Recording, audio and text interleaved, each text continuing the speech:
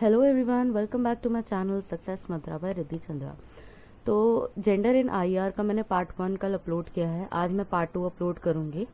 Last class में हम लोगों ने डिस्कस किया था पावर की एक रीडिंग जो कि थी एन टिकनर के द्वारा लिखी हुई, जिसमें हमने समझा था कि how the idea of power generates with in the fixed gender norms, और कैसे मैस्कुलिन आइडिया ऑफ पावर कैसे डिस्क्राइब कर रही है वो, और कैसे वो फेमिनिस्ट आइडिया ऑफ पावर को डिस्क्राइब कर रही है, जहाँ पे फेमिनिस्ट आइडिया ऑफ पावर को हम कैसे कोरिलेट कर रहे हैं मदरिंग से हो गया, चाइल्ड बेयरिंग से हो गया, एंड जो मैस्कुलिनिस्ट आइडिया ऑफ पावर है वो कैसे वायलेंस अग्रेशन पे फोकस करता है।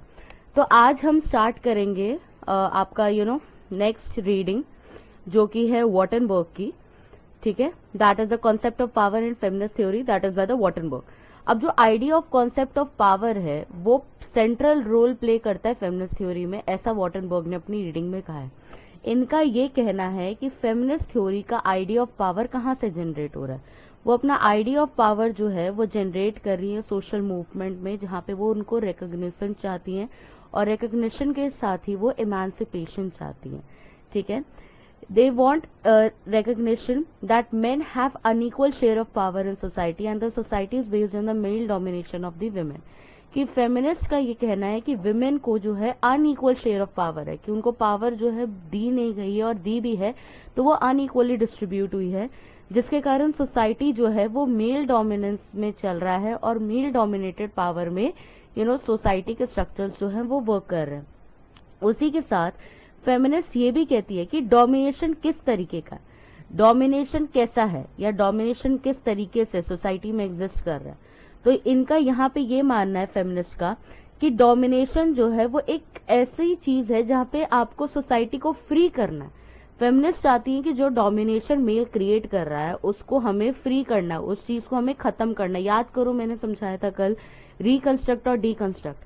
तो basically feminist argue for deconstructing the idea of male domination of power. ठीक है, अब यहाँ पे बहुत सारे फेमिनिस्ट का पर्सपेक्टिव देखना है हमें। फर्स्ट है हमारे लिबरल फेमिनिस्ट। लिबरल फेमिनिस्ट का ये मानना है कि जो मेल डोमिनेशन है वो है एक्चुअली में male access to power in society, कि जिसका डोमिनेंस, जिसका बोलबाला चलेगा सोसाइटी में, उसी को ज्यादा से ज्यादा पावर को अपने पास रखने का मौका मिलेगा।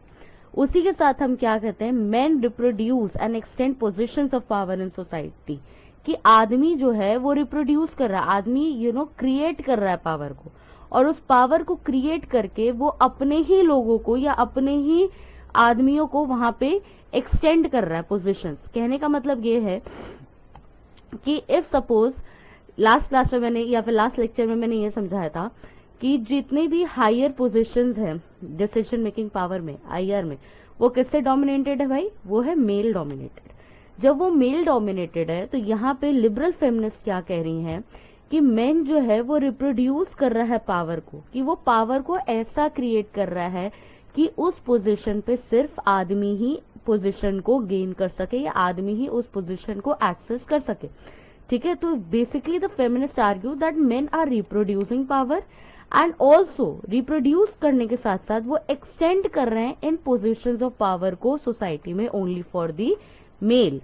ठीक है, अब लिबरल फेमिनिस्ट का किसके अगेंस्ट में वो फाइट कर रही है, वो फाइट कर रही हैं equal access to equal access की पोजिशंस की पावर के लिए। तो बेसिकली विमेन का हमेशा से ये ध्यान रखो कि women want emancipation, women want equal positions, women want participation, women want cooperation।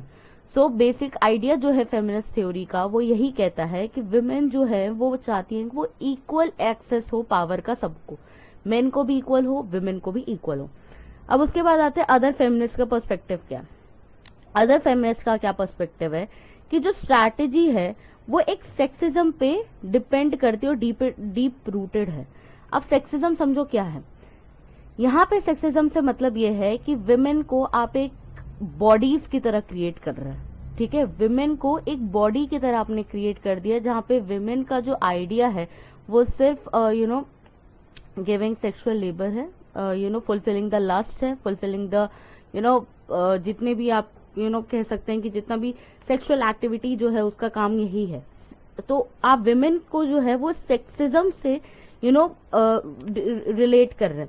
एक और चीज मैं यहाँ पे इंटरेस्टिंग आपको समझाऊंगी, जब भी लड़ाई होता है, झगड़ा होता है, वॉर होता है, why the women only want to suffer the most? Have you ever thought of this? इसलिए सफर करती है, मैं आगे भी अपने इस पेपर में जब आप आगे पढ़ेंगे यूनिट 3, 4, 5 में, तो उसमें आपको समझ में आएगा कि विमेन को इसलिए आप सफर करते हुए देखते हैं क्योंकि विमेन जो है वो रिलेशंस में जीती हैं। वो किसी के अपने फादर के रिलेशन में, अपने ब्रदर के रिलेशन में, अपने हस्बैंड के रिलेशन में, अपने सन के रिलेशन में जीती है। और जब वो अपने रिलेशंस में जी रही है तो उसके कारण क्या होता है कि अगर आप विमेन को ह्यूमिलिएट करेंगे तो you are actually humiliating the male member of that family. Okay, तो इसलिए हमेशा हम देखते हैं कि जो आइडिया ऑफ विमेन जो है वो उसको हमेशा प्रोटेक्शन में रखो। ठीक है, आइडिया ऑफ विमेन को क्या हम देखते हैं, हमेशा उनको प्रोटेक्शन में रखो। तो वही चीज यहाँ पे फेमिनिस्ट कह रही है कि जो स्ट्रैटेजी है वो बेसिकली एक सेक्सिज्म की तरह क्रिएट किया गया कि women are a sexist, sexism को एक डीप रूट आपने फिनोमिना बता दिया। उसी के साथ क्या बोलते हैं एक और कि transformation can not change the sexist practice, believe the lie course lies at the male dominance. कि जो सेक्सिज्म का जो आइडिया है, जो फीमेल से हम रिलेट करते हैं, उसको हम एकदम से ही चेंज नहीं कर सकते। क्यों? क्योंकि वो मेल डोमिनेटेड है। कि औरतों को आपको सुरक्षा देनी चाहिए। सुरक्षा क्यों देनी है? सुरक्षा इसलिए देनी है because you have created an idea that women are unsafe. And why women are unsafe? Because you are treating them as a sexist objects. ठीक है, कि सपोज करो एक दो कंट्रीज के बीच में फाइट हो रहा है, why the women only suffer? Women इससे सफर करते हैं कि अगर आप अपनी कंट्री की विमेन को प्रोटेक्ट नहीं कर पा रहे, उनके साथ रेप्स कर रही है, एनिमी कंट्री, उनके साथ बहुत ज्यादा सेक्स रैकेट्स चला रही है, या फिर बहुत ज्यादा उनको टॉर्चर कर रही है, उनके साथ सेक्सुअल अब्यूज कर रही है, सेक्सुअली उनको एक्सप्लॉइट कर रही है, तो इससे क्या होगा? कंट्री की कहीं ना कहीं बेइज्जती होगी, कहीं ना कहीं कंट्री का इज्जत उछलेगा इंटरनेशनल वर्ल्ड में कि ये देखो भाई कैसी कंट्री है जो अपनी कंट्री की विमेन तक को सेफ नहीं कर पा रही है। तो इसलिए हम क्या देखते हैं कि फेमिनिस्ट का जो आर्ग्यूमेंट है कि वो कैसे सेक्सिस्ट प्रैक्टिस को एक नेशन के सिक्योरिटी से रिलेट करते हैं, तो वो यहाँ पे आपको देखने को मिलता है। अब आती है रैडिकल फेमिनिस्ट। रैडिकल फेमिनिस्ट क्या बोलती हैं कि ये बोलती हैं realistic strategy for combating interest and creating new modes of social practice. कि एक रियलिस्टिक स्ट्रैटेजी क्रिएट करनी है जहां पे आपको इंटरेस्ट को देखना है सबके, और उसी के साथ साथ नए सोशल प्रैक्टिसेस पे फोकस करके आपको मेल डोमिनेंस को कम से कम करना है। इसी के साथ हम क्या देखते हैं, there is a concept of power which is used within the feminist theory and that's where we see the feminist theories of power exist.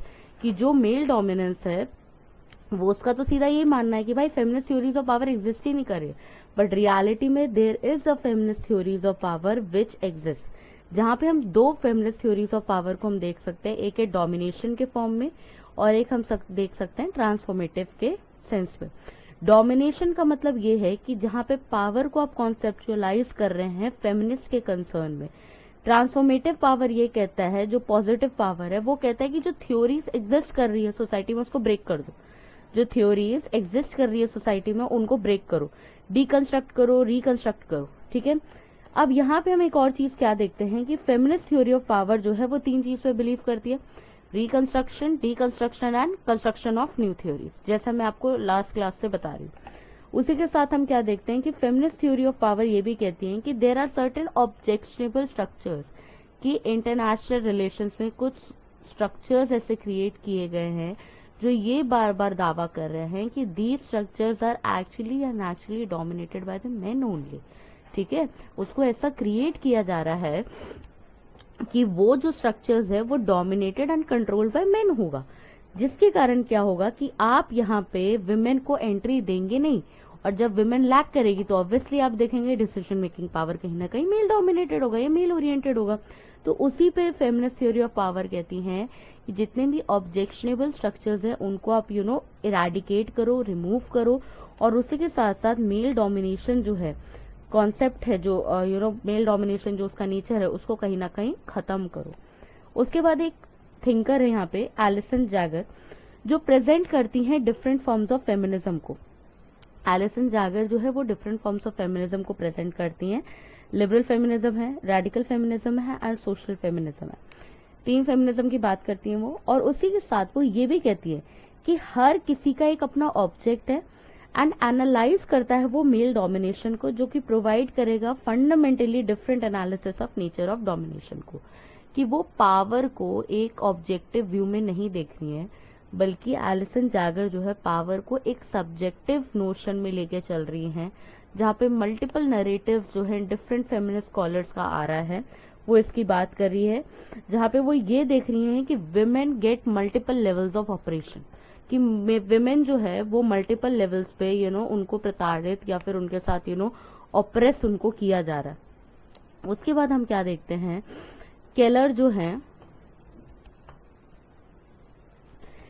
जो है वो ऑब्जेक्टिविटी कल्चर की बात कर रही है, जो कि एसोसिएटेड किससे है, आपकी मैस्कुलिनिटी से।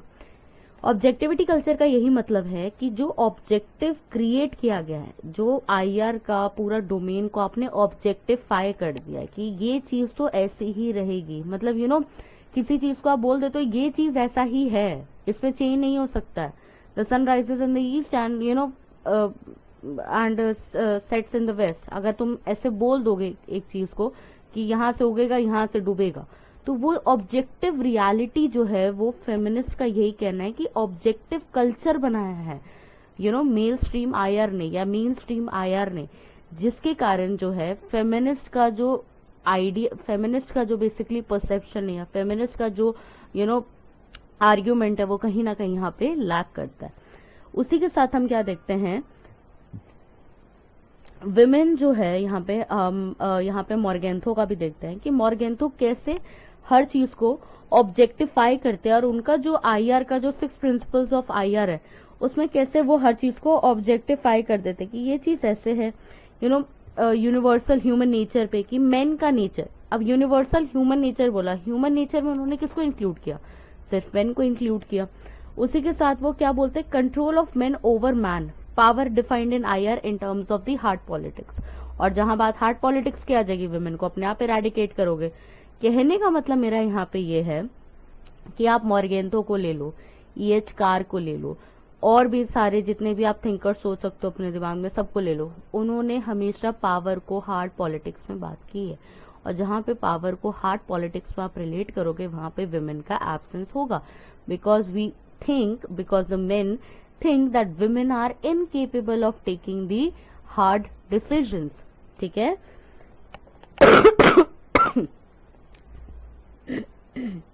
अब आगे हम देखते हैं कि कैसे आईआर का जो नेशनल सिक्योरिटी का पूरा आइडिया उसको कैसे रीथिंक करना है या फिर कैसे उसको रीथिंक करना है, उसके बारे में हम बात करते हैं। आईआर का जो नेशनल सिक्योरिटी का आइडिया है उसको बहुत सारे फेमिनिस्ट स्कॉलर ने किया है कि it needs to be rethink, it needs to be उसको दोबारा समझने की, दोबारा पढ़ने की जरूरत है। तो यहाँ पे हम क्या देखते हैं कि एपिस्टेमोलॉजी ऑफ आईआर आता है, फेमिनिस्ट एपिस्टेमोलॉजी ऑफ आईआर आता है। अब एपिस्टेमोलॉजी, ऑन्टोलॉजी, ये सब बहुत डिफिकल्ट टर्म्स हैं, पहली बात ये। दूसरी बात ये कि ये सब यूनिट 1 में बहुत अच्छे से एक्सप्लेन किया गया है ऑन्टोलॉजिकल रिविजनिज्म के फॉर्म में। तो मैं आपको बहुत ही बेसिक से समझाती हूँ। फेमिनिस्ट एपिस्टेमोलॉजी ऑफ आईआर ये कहता है कि कैसे आप आईआर को फेमिनिस्ट पर्सपेक्टिव से या फेमिनिस्ट के स्टैंड पॉइंट से आप देखना शुरू कर देते हैं। एंड जब फेमिनिस्ट के स्टैंड पॉइंट से आप देखना शुरू करते हैं तो कैसे फेमिनिस्ट लिटरेचर जो है वो विमेन के डिफरेंट लिव्ड एक्सपीरियंस को मेन स्ट्रीम जो है उसमें लेके वो आ रही है। ठीक है, इतना ही समझो अभी कि फेमिनिस्ट एपिस्टेमोलॉजी ऑफ आईआर क्या कह रहा है कि जो फेमिनिस्ट लिटरेचर है वो कैसे different lived experience of women को मेन स्ट्रीम में लेके आ रही है। ठीक है, उसके बाद हम क्या देखते हैं, वेस्टर्न वर्ल्ड जो है वो रैशनली क्या कहेगा कि मैन जो है वो इंडिपेंडेंट है, इकोनॉमिक है, वो इकोनॉमिक के साथ साथ पॉलिटिकल भी है, और इसी के साथ साथ विमेन जो है वो क्या होंगी, विमेन इरेशनल होगी, विमेन जो है वो डिपेंडेंट होंगी। तो इन सब पे आपको फोकस करना है। उसके बाद हम आते हैं फेमिनिस्ट जो है वो ये डाइकोटमीज को रिजेक्ट करती हैं, rational versus irrational, weak versus strong का, और उसी के साथ जो है वो रीफॉर्मुलेट करने का ट्राई करती है हर चीज को। तो मैंने 3 चीज समझाई थी कि फेमिनिस्ट का काम क्या है, रिकंस्ट्रक्ट करो, डिकंस्ट्रक्ट करो और कंस्ट्रक्ट करो। डिकंस्ट्रक्ट, रिकंस्ट्रक्ट और कंस्ट्रक्ट, 3 चीजों का काम है उनका। अब यहाँ पे हम देखते हैं कि बहुत सारे तुम लोग भी कंफ्यूजन में होते होगे। कभी भी एन टिकनर का नाम आता है, कभी भी पेपर में पढ़े होगे, तुम क्या करते हो कि भाई एन टिकनर जो है क्रिटिसाइज करती है मॉर्गेंथो को। नहीं करती है वो, ठीक है, वो नहीं करती है। हमें ये चीज गलत पढ़ाई गई है, या हम लोगों ने कहाँ से ये परसेप्शन के, even when I was in masters I also used to be on the presumption कि भाई Ann Tickner used to criticise Morgenthau, but she never criticised Morgenthau. वो मॉर्गेंथो के प्रिंसिपल्स को जो है वो रीफॉर्मुलेट करती है, रिकंस्ट्रक्ट करती है, ठीक है। तो यहाँ पे ध्यान दो कि एन टिकनर एक्चुअली में रीफॉर्मुलेट करती हैं मॉर्गेंथो के जो 6 प्रिंसिपल्स है उनको रीफॉर्मुलेट करती है रियलिज्म के आइडिया को। अब वो कैसे रीफॉर्मुलेट करती है वो समझो।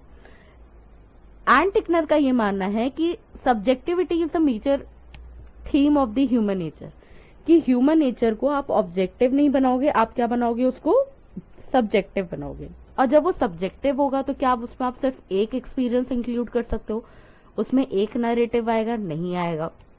तो इससे क्या होगा, जब भी सब्जेक्टिविटी आएगी तो subjectivity always include multiple realities या मल्टीपल नैरेटिव्स। उसी के साथ हम क्या देखेंगे कि फेमिनिस्ट जो है वो ऑब्जेक्टिविटी को कल्चरली डिफाइन नहीं मानेगी। क्यों?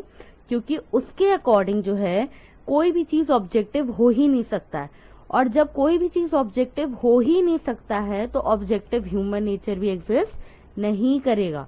क्योंकि जब ऑब्जेक्टिव ह्यूमन नेचर की आप बात करते हैं तो आप ह्यूमन नेचर में ऑब्जेक्टिविटी में आप सिर्फ मेन को एसोसिएट करते हैं, मेल को एसोसिएट करते हैं। इसलिए human nature will include both the feminist perspective and the masculinist perspective, ठीक है। इसी के साथ हम क्या देखते हैं कि national interest is not always defined in terms of power, जो कि मॉर्गेंथो का कहना था। फेमिनिस्ट ये कहती हैं कि नेशनल इंटरेस्ट जो है वो मल्टी डायमेंशनल है। मल्टी डायमेंशनल का मतलब यह है उसमें पावर भी है, उसी के साथ साथ कोऑपरेशन भी है, उसी के साथ साथ ट्रेड भी है, उसी के साथ साथ कल्चरल एक्सचेंज भी है, तो वो सब इंक्लूड करता है। तो पावर का जो आइडिया है, नेशनल इंटरेस्ट का आइडिया है, वो मल्टी डायमेंशनल है, ठीक है। अब उसके बाद हम आते हैं नेक्स्ट पॉइंट पे। पावर जो है वो सब्जेक्टिव है and it can not be universal, ये फेमिनिस्ट का मानना है। फेमिनिस्ट के साथ हमेशा 2-3 वर्ड ना एसोसिएट करना आप सीख लो, subjectivity, multiple narratives, multi dimensionality, ये सब एसोसिएट करो। तो यहाँ पे क्या बोल रहे हैं कि पावर जो है वो एक सब्जेक्टिव नोशन है, ऑब्जेक्टिव नहीं है, ठीक है। जब ये सब्जेक्टिव है तो ये यूनिवर्सल पावर को डिक्लेयर नहीं करेगा, ये यूनिवर्सल चीजों को थोपेगा नहीं, जैसे कि मेल स्ट्रीम आईआर कर रहा है, ये चीज ऐसी थोप दो, इसको ये चीज ऐसी थोप दो, ये थोपेगा नहीं, कोई भी चीज को ऑब्जेक्टिव यूनिवर्सल नहीं बनाएगा। फेमिनिस्ट क्या बोलेगा? फेमिनिस्ट बोलेगा हर चीज सब्जेक्टिव है और हर चीज के मल्टीपल नरेटिव्स है, मल्टी डायमेंशन जो है वो एग्जिस्ट करते हैं, ठीक है। उसी के साथ हम क्या देखेंगे, ये सेपरेट करेगा मोरालिटी फ्रॉम पॉलिटिक्स को, और उसी के साथ हम क्या देखते हैं यहाँ पे, वो पॉलिटिक्स को ऑटोनॉमी ऑफ मैस्कुलिनिटी से नहीं देखेगा, कि पॉलिटिक्स को आप मैस्कुलिनिटी के ऑटोनॉमी से देख रहे थे पहले, बट ये चीज को डीकंस्ट्रक्ट करेगा कि autonomy of politics is not related to masculinist perspective, ठीक है। आगे पढ़ते हैं। आगे जो है इनका यही कहना है कि फेमिनिस्ट पर्सपेक्टिव को इंक्लूड करो।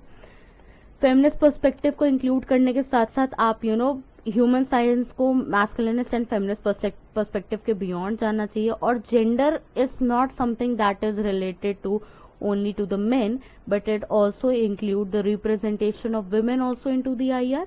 एंड जहां पे हम क्या देखेंगे, जब विमेन आएगी तो कहीं ना कहीं एक बैलेंस आउट होगा पावर के एक्सेस में between both the main and the women. तो ये थी हमारी वॉटनबर्ग की रीडिंग। उसके बाद मैं नेक्स्ट पे चलती हूँ। नेक्स्ट हमारी जो रीडिंग है वो है स्पाइक पीटरसन की, जो है सिक्योरिटी।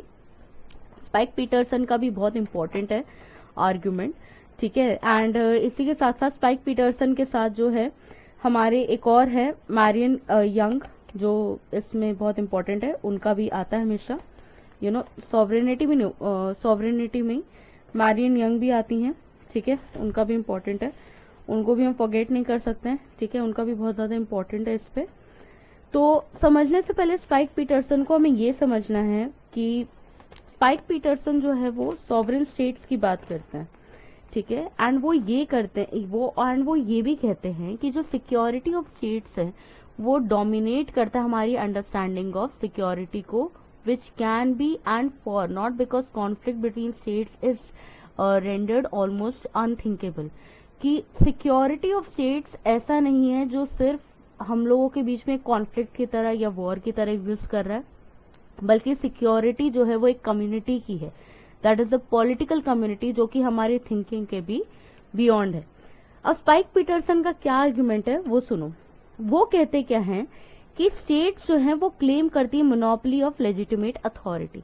कि स्टेट्स क्या क्लेम करती हैं? मोनोपोली, कि हमें मोनोपोली चाहिए, हमें पूरा राज चाहिए लेजिटिमेट अथॉरिटी का in particular territory succeeded in marginalising. कि किसी भी टेरिटरी को आप देखोगे वहां पे मोनोपोली होता है लेजिटिमेट अथॉरिटी का। इसका ये मतलब होता है, जैसे कि इंडिया के केस में हम देखें, दिल्ली के अभी इलेक्शंस हुए तो केजरीवाल को लगता है भाई मेरी मोनोपोली हो गई है दिल्ली में, लेजिटिमेट अथॉरिटी है, लोग मुझे ही चुनेंगे हर बार और मैं ही आके शासन करूंगा। तो वो एक एग्जाम्पल है लेजिटिमेट अथॉरिटी का, कि हमेशा से स्टेट्स का ये क्लेम रहा है कि they always want a monopoly of legitimate authority. इसी के साथ हम क्या देखते हैं कि जहां पे कंस्ट्रक्शन हो रहा है कॉमन सिक्योरिटी का, उसको हम global economic crisis, human rights abuses, ecological deterioration and problematise करते हैं सिक्योरिटी को। कि security is a common term जिसको हमेशा हम ग्लोबल इकोनॉमिक क्राइसिस हमेशा हम उसको इंटरनेशनली समझने का कोशिश करते हैं। सिक्योरिटी के आइडिया को हमेशा उसको हम इंटरनेशनली या ग्लोबली समझते हैं। इसलिए हम क्या देखते हैं कि सिक्योरिटी की जो ट्रेडिशनल अंडरस्टैंडिंग है, जब उसको हम ग्लोबली या इंटरनेशनली समझते हैं तो कहीं ना कहीं वो स्टेट सेंट्रिक हो जाता है। स्टेट सेंट्रिक का मतलब ये होता है कि कहीं ना कहीं जो आइडिया ऑफ सिक्योरिटी है वो कहीं ना कहीं घूम किसके आगे पीछे रहा है? स्टेट के आगे पीछे रहा है। तो सिक्योरिटी को इंटरनेशनल टर्म बना रहे हैं आप, और उसको क्या बना रहे हैं? एक स्टेट सेंट्रिक टर्म बना रहे हैं कि सिक्योरिटी का आइडिया किसके अराउंड रिवॉल्व करेगा? स्टेट के अराउंड रिवॉल्व करेगा, ठीक है। और जब वो स्टेट के अराउंड रिवॉल्व करेगा तो सिक्योरिटी को आप किस सेंस में देखेंगे? मिलिट्री सिक्योरिटी के सेंस में देखेंगे, ठीक है। अब आगे पढ़ते हैं। वर्ल्ड सिक्योरिटी का भी जब कॉन्सेप्ट आया तो वो किसके बारे में बात करेगा? सिक्योरिटी ऑफ स्टेट्स की। क्यों बात करेगा भाई? क्योंकि सिक्योरिटी जो है वो एक स्टेट सेंट्रिक कॉन्सेप्ट है, तो जब वर्ल्ड की सिक्योरिटी की बात होगी तो स्टेट की सिक्योरिटी की बात होगी, ठीक है, दैट इज द कंट्री की सिक्योरिटी। आगे देखते हैं, जो ग्लोबल क्राइसिस ऑफ सिक्योरिटी है वो बेसिकली वर्ल्ड सिक्योरिटी की बात करेगा, जिसमें स्टेट के प्रिविलेजेस की बात करेगा और अथॉरिटी एंड पॉलिटिकल आइडेंटिटी की बात करेगा। कि जितना भी आइडिया ऑफ सिक्योरिटी हम देख रहे हैं वो कहीं ना कहीं किस पे फोकस करेगा? स्टेट को क्या प्रिविलेज मिलेगा इस सिक्योरिटी के नोशन से, उसी के साथ साथ उसकी स्टेट की जो अथॉरिटी है उसको क्या प्रिविलेज मिलेगा, एंड कैसे सिक्योरिटी जो है उसकी पॉलिटिकल आइडेंटिटी को शेप करेगा। आगे देखते हैं, स्टेट जो है वो मोनोपोलाइज करता है, ठीक है, वो मोनोपोलाइज करता है कैसे? अंडरस्टैंड आप कर सकते हैं पॉलिटिकली, एंड कॉन्स्टिट्यूट करते हैं आप एक पॉलिटिकल आइडेंटिटी को। इससे स्टेट सॉवरेनिटी दो काम करता है, एक वो हायरार्कीज को मेंटेन करेगा। हर स्टेट में, हर कंट्री में देखो हायरार्कीज होती है, इंडिया में भी होती है ना हायरार्कीज। आप कभी भी कुछ भी काम करवाने जो एक हायरार्की जो है वो चलती है, तो वही हायरार्कीज की बात करता है कि स्टेट सॉवरेनिटी जो है हायरार्कीज को मेंटेन करता है। एंड सेकेंड ये कह रहा है कि वो पॉलिटिक्स को रिजेक्ट भी करता है sometimes. Global idea of citizenship भी यहाँ पे बात करते हैं पीटरसन। वो कहते हैं कि इस चीज को हमें रीथिंक करने की जरूरत है, कि ग्लोबल आइडिया ऑफ सिटीजनशिप को रीथिंक करिए और उसमें हम जो है कंस्ट्रक्ट कर सकते हैं कुछ ऐसी आइडेंटिटीज को जिससे कि मल्टीपल नैरेटिव्स आ सके। उसके आगे जब हम पढ़ते हैं वो हम देखते हैं कि हायरार्कीज कैसे एग्जिस्ट करती है, डिविजन ऑफ फ्लेवर में, डिविजन ऑफ आइडेंटिटीज के फॉर्म में, और उसी के साथ हम क्या देखते हैं कि ये आइडिया ऑफ सिक्योरिटी जो है वो मिलिटरिज्म के टर्म्स में एग्जिस्ट करती है, नेशनलिज्म के टर्म्स में एग्जिस्ट करती है। तो कहीं ना कहीं जब सिक्योरिटी को हम स्टेट से कोरिलेट कर रहे हैं तो स्टेट के जितने भी टर्म्स होंगे, स्टेट के जितने भी आप बेसिक जो अजम्पशंस या प्रिजम्पशंस पे स्टेट बना है, तो वो कहीं ना कहीं सिक्योरिटी की टर्म्स आप उसको कोरिलेट कर देंगे कि स्टेट किस बेसिस पे है, मिलिट्रिज्म, नेशनलिज्म, इन सब चीजों के बेसिस पे। तो सिक्योरिटी भी कहीं ना कहीं इन चीजों के अराउंड ही रिवॉल्व करती है। आगे हम क्या देखते हैं कि स्टेट जो है वो किस चीज का कॉम्बिनेशन है, वो पावर का, मिलिट्रिज्म का, कैपिटलिज्म का, पेट्रियार्की का एक कॉम्बिनेशन है। इसी के साथ हम क्या देखते हैं, एक कैपिटलिज्म जो है जो डेवलप हो रहा है वो कहीं ना कहीं इस सॉवरेन स्टेट्स के कॉन्सेप्ट को भी बहुत ज्यादा इमर्ज कर रहा है और बहुत ज्यादा सपोर्ट कर रहा है। जब ये सॉवरेन स्टेट्स के कॉन्सेप्ट को इमर्ज करके और इसको सपोर्ट कर रहा है, तो इससे होगा क्या कि आपका जो सॉवरेन स्टेट्स का कॉन्सेप्ट है वो किसको डोमिनेट करेगा, वो मेल डोमिनेटेड होगा। क्यों? क्योंकि कैपिटलिज्म जो है, इंडस्ट्रियल क्लास जो है वो कहीं ना कहीं मेल्स होगा, क्योंकि females are not allowed in the public access. तो कहीं ना कहीं जो आइडिया ऑफ सॉवरेन स्टेट्स है वो आइडिया ऑफ मैस्कुलिनिटी से आप कोरिलेट कर सकते हैं। ठीक है, बहुत ज्यादा आप लोगों को लग रहा होगा कि बहुत ज्यादा मोनोटोनस लेक्चर्स है, बट मैं आपके लिए बहुत इजी में लाई हूँ। और मेरे टेलीग्राम चैनल को ज्वाइन जरूर करना आप लोग, उस पर मैं सारे अपने हैंड रिटन नोट्स आप लोगों को शेयर कर रही हूँ। कल ही मैंने शेयर की है, आई डोंट नो कितने लोगों ने देखा है, वो नोट्स आप पढ़ के देखिएगा, दे आर वेरी एक रीडिंग को मैंने पढ़ के उसको अपने लैंग्वेज में लिखा है एंड बहुत क्रिस्प फॉर्म में है, मतलब बहुत इजी फॉर्म में है जो हर किसी को समझ में आएगा।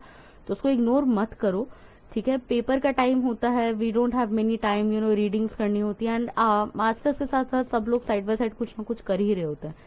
सो अगर पढ़ने का टाइम है तो एक बार देख लो ऊपर ऊपर से, बट मेरे रीडिंग्स के जो नोट्स है उसको बिल्कुल मत इग्नोर करना, they are actually from the reading only and they are very important to.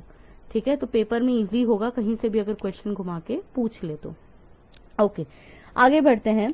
यहाँ पे हम क्या देख रहे हैं कि फेमिनिस्ट एंड नॉन फेमिनिस्ट का एक पूरा एक टसल चलता है, जहाँ पे वो ये बोलते हैं कि कैसे एक्नॉलेज किया जा रहा है साइंस को, रैशनैलिटी को, जो कि इनसेपरेबल है, मतलब अलग नहीं किए जा सकते हैं, और एक म्यूचुअली कोऑपरेट या सपोर्ट करते हैं एक दूसरे को। इसी के साथ हम क्या देखते हैं कि जेंडर रिलेशंस और जेंडर सिंबोलिज्म एक तरीके से ट्रांसफॉर्मेटिव वेज बन रहे टू सजेस्ट रिकॉन्फिगर्ड आइडेंटिटीज, कि जो जेंडर रिलेशंस है, कि आइडिया ऑफ जेंडर कैसे एग्जिस्ट कर रहा है सोसाइटी में, मेन का वेमेन के साथ, वेमेन का मेन के साथ, जेंडर सिंबोलिज्म कि ये काम मेन कर पाएगा या ये काम विमेन कर पाएगी। तो जेंडर सिंबोलिज्म क्या है कि आप कैसे आइडिया ऑफ जेंडर को सिंबॉलिकली देख रहे हैं। वो idea of gender symbolism, symbolic understanding of gender and relations of gender that exist, ये जो है कहीं ना कहीं ट्रांसफॉर्म करते हैं वेज जिससे आप आइडेंटिटीज को देख सकते हैं और समझ सकते हैं। उसी के साथ हम क्या देखते हैं, यहाँ पे सिंबॉलिक डायमेंशन ऑफ प्रोसिक्यूशन आता है, जहां पे हम ये भी देखते हैं कि मैन को एक एजेंट बना दिया गया है जो कि नोअर है, एंड विमेन जो है वो एक सब्जेक्ट है जिसको नोन बना दिया गया है। तो ये चीज नेचुरलाइज हो गई कि आदमी सब जानेगा, आदमी एक एजेंट है, आदमी रैशनल है, और विमेन जो एक सब्जेक्ट है उसको हर कुछ पता नहीं होगा, तो उसको अपने आदमी के अकॉर्डिंग जो है, अपने मेन के अकॉर्डिंग जो है उसको वर्क करना है। तो ये नेचुरलाइज चीज कह दी गई है। अब इसके बाद हम क्या देखते हैं कि मॉडर्न स्टेट जो है वो अथॉरिटी को कैसे कंस्ट्रक्ट कर रहा है, वो अथॉरिटी को लेजिटिमाइज सेंट्रलाइज्ड पावर के फॉर्म में एग्जिस्ट करवा रहा है। और यहाँ पे विमेन का जो एक्टिविटी है वो कहीं ना कहीं care giving, mothering, care taking से कोरिलेट आप कर देते हैं। तो विमेन का जो आइडिया है वो कहीं ना कहीं पब्लिक स्पेस पे है, ठीक है, एंड मेन का जो विमेन का आइडिया जो है वो प्राइवेट स्पेस से है, एंड मेन का जो आइडिया है वो पब्लिक स्पेस से है।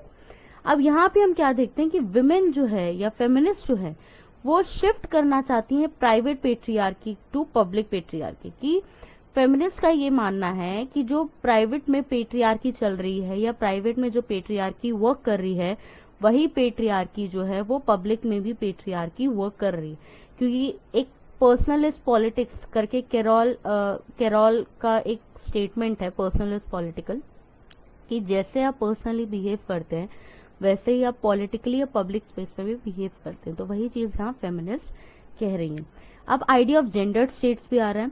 जेंडर्ड स्टेट्स का मतलब ये है कि कैसे प्रेजेंट डे में स्टेट्स जो हैं वो कैसे आइडिया ऑफ जेंडर पावर को और सिक्योरिटी को रिलेट कर रही है, कि कैसे वो मेन एंड वुमेन के जो रेशियोज है या मेन एंड वुमेन का जो रिप्रेजेंटेशन है, इमेंसिपेशन है, कैसे वो बैलेंस आउट कर रही है।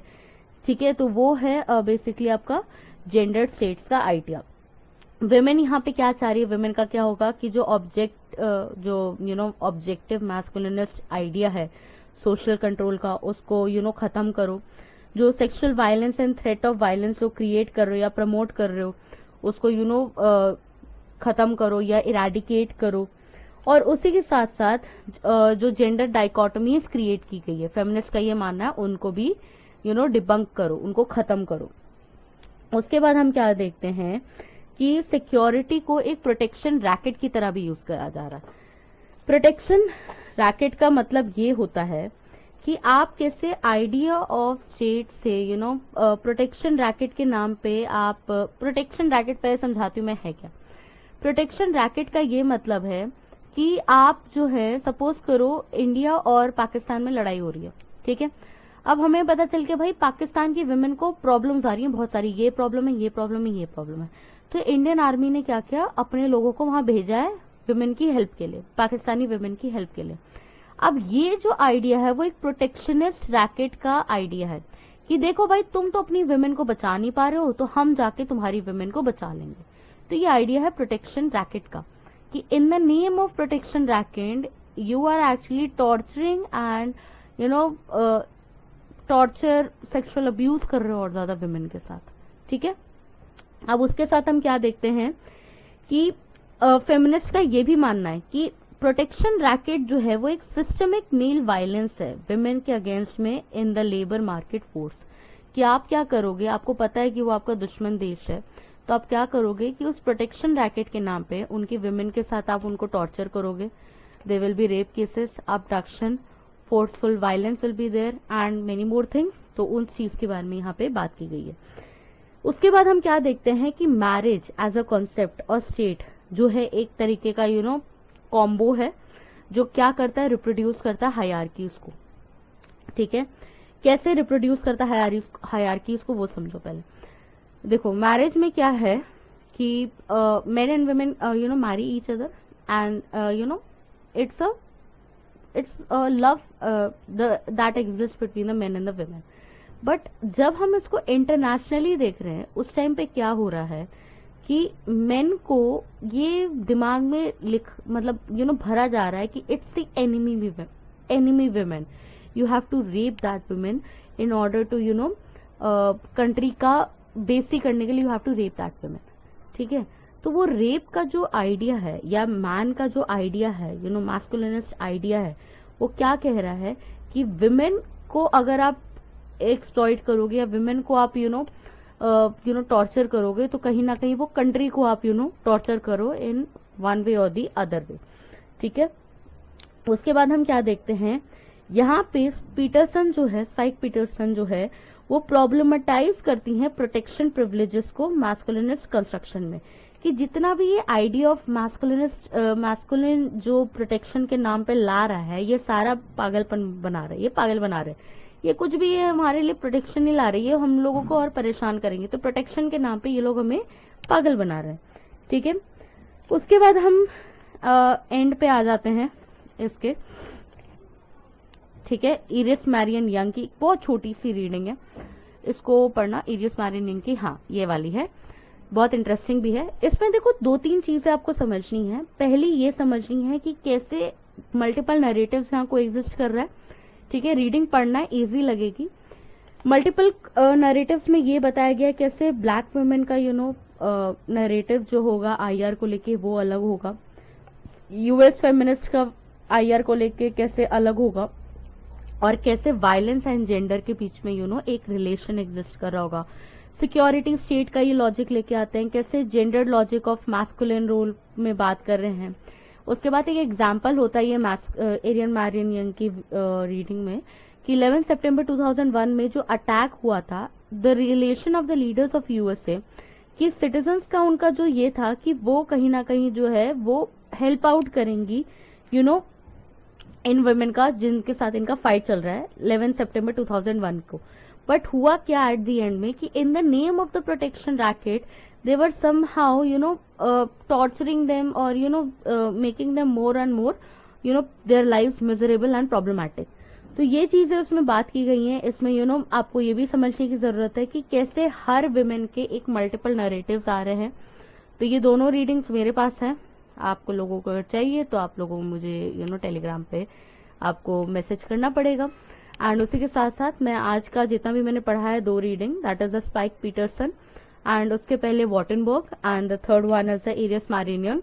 ये तीनों के मैं अपने नोट्स जो है टेलीग्राम चैनल पे डालूंगी just after this video. But आप लोगों को एक काम करना है, शेयर कीजिए, लाइक कीजिए एंड कमेंट कीजिए, because it takes a lot of pain for me also to सब कुछ लाना वापस से and explain the things, make the video. So thank you so much for watching my video till the end. Video पसंद आई हो तो like share subscribe जरूर करो एंड बस यही कहना चाहूंगी। Bye bye.